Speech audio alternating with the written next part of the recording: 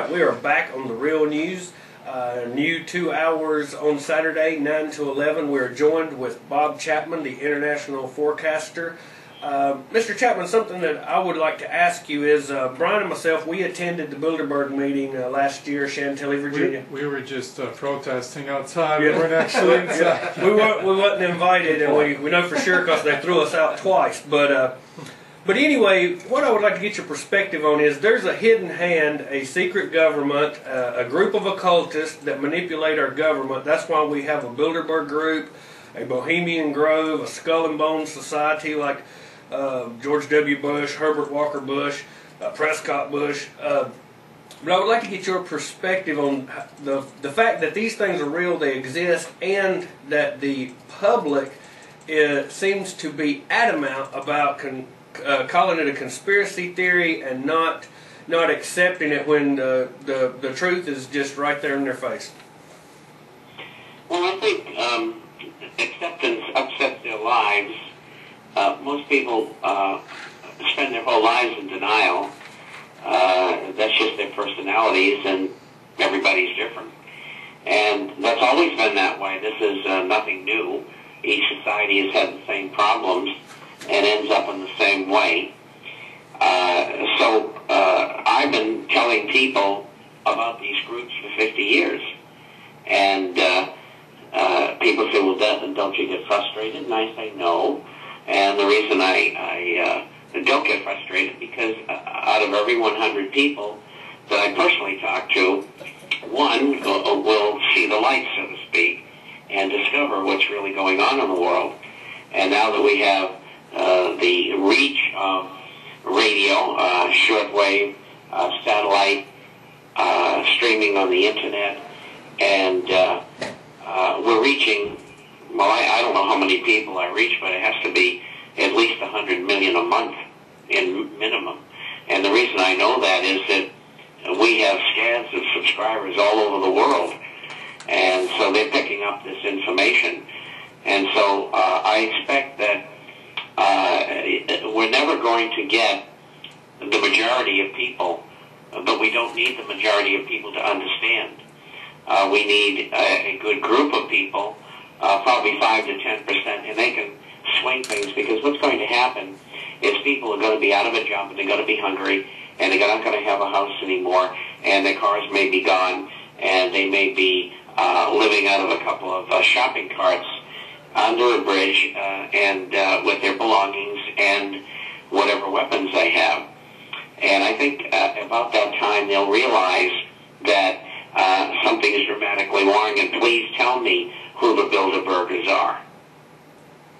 Well, Mr. Chapman, as I told you earlier, I had sold my 401k, but that was just the tip of all the preparations I've personally been making, and it backs up what Farron and I say here at the Real News Radio. We don't just run our mouths, we live this.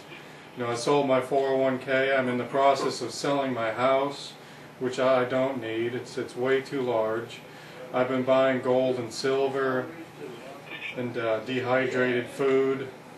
Where do you see gold and silver particularly going? I mean, and as you said earlier, it's more just to preserve your wealth rather than actually make money. Well, first of all, if you take inflation officially, since 1980, gold should be selling somewhere around $2,000 an ounce. And so to me, that's a given. And it's a given to firms like J.P. Morgan Chase, Citigroup, Goldman Sachs. They've all admitted they expect it to go there. But they spend most of their time suppressing it, because if the public sees gold going up, then they'll think something's wrong. And so they will try to suppress, well, you know what I'm trying to say, gold, as long as they can. And they've been relatively successful in as much as gold should be, $2,000 an ounce, but it's not. But then again, when we switched into gold and silver in June of 2000, gold was $255 an ounce, and like Agnico Eagle, which is a gold stock, was selling at $2, and recently sold at 83.5.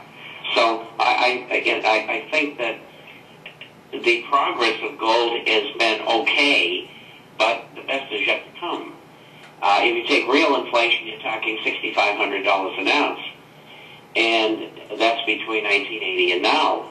Then you're going to have excesses. You're going to have a bubble, and because everybody's going to discover gold somewhere between $3,000 and $6,000 an ounce, and it's going to keep on going up. And it may go to 10 or 20 or 30,000. I mean, who knows? It may stop at 6,500. All I know is anybody who is in gold and silver during this depression who owns silver during the hyperinflationary part, they will do very well. And during the deflationary part, when deflation takes over totally, gold shines the most at that time. Yes, gold goes up because of inflation, but the real mission of gold itself is to be the only currency that doesn't owe anybody anything. And gold will hold its value. It may even go up during a depression. It may go up very much. In the 1930s, it doubled and then doubled again.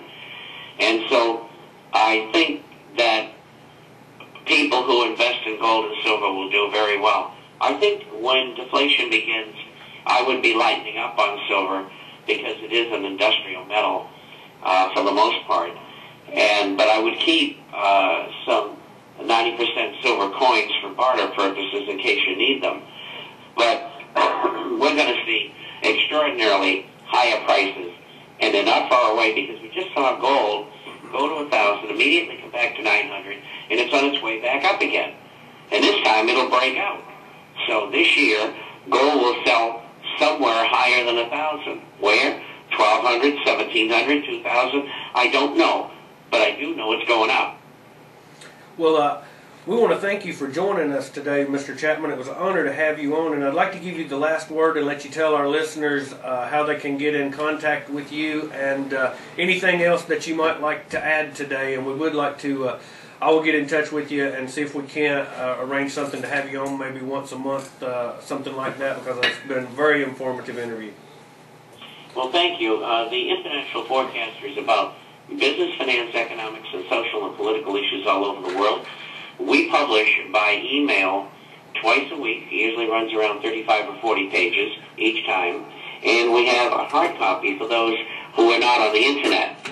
If you would like a free introductory copy, go to our site, theinternationalforecaster.com. Theinternational, FORECASTER.com. You can email us if you have questions, and also to get a copy, at Bob, B-O-B, at INTFORECASTER.com. That's Bob at intforecaster.com, or you can call toll-free 800-375-4188. That's 800-375-4188.